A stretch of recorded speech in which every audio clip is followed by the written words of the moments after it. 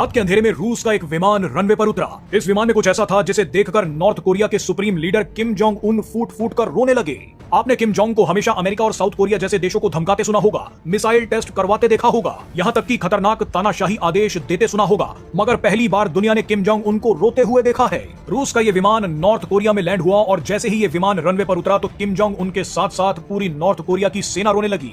इसी दौरान भारत का भी एक ऐसा बयान आ गया जिसे सुनकर आप हैरान हो जाएंगे। इसके बारे में आगे बात करेंगे, लेकिन सबसे पहले आपको ये दिखाते हैं कि इस रूसी विमान के नॉर्थ कोरिया में उतरते ही किम जोंग उन क्यों रोने लगा। रूसी विमान में ऐसा क्या था जिसने बवाल मचा दिया। दरअसल इस विमान में नॉर्थ कोरिया के उन सैनिकों के शव थे जो यूक्रेन से लड़ते हुए मारे गए। आप जानते ही हैं कि किम जोंग उन ने पुतिन की मदद करने के लिए नॉर्थ कोरिया में अपने सैनिकों को यूक्रेन से लड़ने के लिए भेज दिया था। एक रिपोर्ट के मुताबिक नॉर्थ कोरिया अब तक अपने 12,000 सैनिकों को रूस भेज चुका है। अब इन्हीं सैनिकों में से कईयों की मौत हो गई और उनके शवों को नॉर्थ कोरिया वापस भेजा गया। रूस के इसी विमान में नॉर्थ कोरिया के सैनिकों के शव लाए गए।